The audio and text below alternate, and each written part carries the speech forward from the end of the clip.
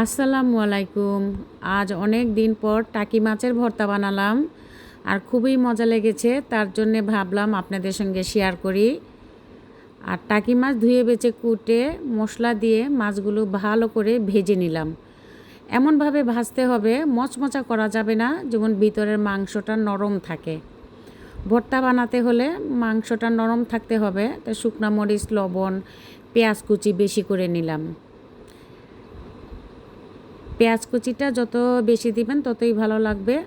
ধনিয়া পাতা নিলাম। এখন আমি মাছের কাঁটাগুলো বেছে নিলাম।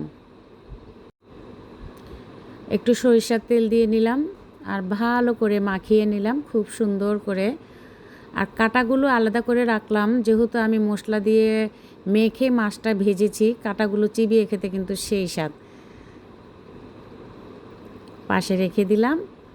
আর এই তো হয়ে গেল আমার টাকি মাছের ভর্তা। আল্লাহ হাফেজ।